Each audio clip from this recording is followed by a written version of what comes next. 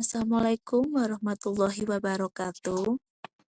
Kami dari kelompok 6 yang beranggotakan Amanda Putri, Lina Widiawati, dan Elif akan mempresentasikan materi yang berjudul Konsep Bermain dan Belajar dalam PAUD.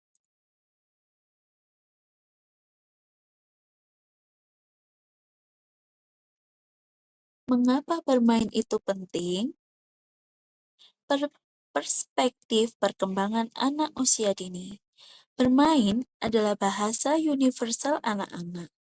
Lebih dari sekedar kesenangan, bermain adalah mekanisme alami yang krusial untuk perkembangan holistik mereka. Yang pertama, stimulasi kognitif.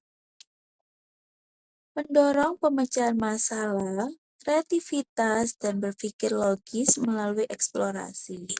Dan yang kedua, perkembangan sosial. Mengajarkan kerjasama, berbagi, dan empati dalam berinteraksi dengan teman sebaya. Yang ketiga, kesejahteraan emosional. Membantu anak mengelola emosi, membangun kepercayaan diri, dan mengurangi stres. Bermain bukan hanya hiburan, mengungkap manfaat kognitif, sosial, dan emosional. Melalui permainan, anak-anak tidak hanya bersenang-senang, tetapi juga menginternalisasi konsep-konsep penting yang menjadi dasar pembelajaran seumur hidup. Dalam aspek kognitif, membangun keterampilan berpikir kritis, memori, dan pemahaman konsep abstrak. Dalam aspek sosial, mengembangkan komunikasi, negosiasi, dan resolusi konflik. Dalam aspek emosional, meningkatkan regulasi diri, ketahanan, dan ekspresi perasaan yang sehat. Integrasi bermain dalam kurikulum PAUD. Strategi dan contoh praktis. Menggabungkan bermain ke dalam kurikulum PAUD membutuhkan pendekatan yang terencana dan kreatif untuk memastikan tujuan pembelajaran tercapai. Yang pertama, melalui pusat minat. Hal tersebut bisa kita lakukan dengan cara menciptakan area bermain tematik. Misalnya, area seni, sains, drama, yang mendukung eksplorasi terarah. Yang kedua, dengan cara bermain peran. Hal tersebut mendorong skenario kehidupan nyata atau fantasi untuk mengembangkan imajinasi dan keterampilan sosial pada anak. Yang ketiga, yaitu dengan proyek konstruktif. Melibatkan anak dalam membangun atau menciptakan sesuatu, memadukan seni dan keterampilan motorik.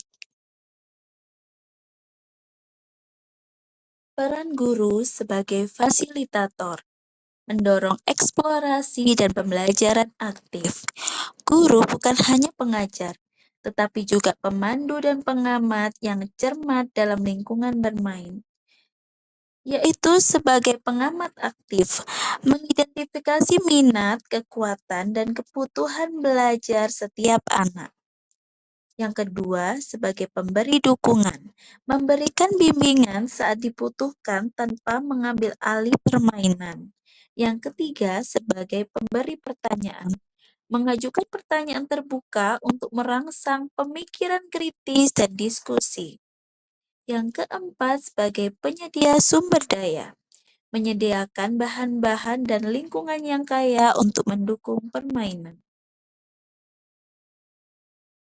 Mitos dan realita tentang pendidikan berbasis bermain. Ada beberapa persepsi yang salah mengenai bermain sebagai metode pembelajaran antara lain. Mitos yang pertama berbunyi, bermain hanya buang-buang waktu. Anak-anak perlu belajar dengan metode yang lebih serius. Realitanya, bermain adalah fondasi pembelajaran yang paling efektif bagi anak usia dini. Membangun keterampilan yang tidak dapat diajarkan melalui hafalan. Mitos yang kedua berbunyi, pembelajaran berbasis bermain tidak mempersiapkan anak untuk sekolah dasar. Realitanya, pendekatan ini justru membekali anak dengan keterampilan adaptasi, pemecahan masalah, dan sosial yang krusial untuk kesuksesan akademis. Kesimpulan dan langkah selanjutnya, yaitu mewujudkan PAUD berbasis bermain yang efektif. Konsep bermain dan belajar adalah kunci untuk menciptakan pengalaman pendidikan yang bermakna dan transformatif bagi anak usia dini. Langkah pertama yaitu investasi awal dengan cara mengenali bermain sebagai investasi vital dalam perkembangan anak. Langkah kedua yaitu kebijakan pendukung dengan cara mengembangkan regulasi yang mendukung pendekatan ini. Langkah ketiga yaitu pelatihan guru dengan cara meningkatkan kapasitas guru sebagai fasilitator bermain yang terampil. Langkah keempat yaitu keterlibatan komunitas dengan cara membangun dukungan dari orang tua dan masyarakat. Mari bersama menciptakan lingkungan PAUD di mana setiap anak dapat belajar sambil bermain, tumbuh dan berkembang secara optimal.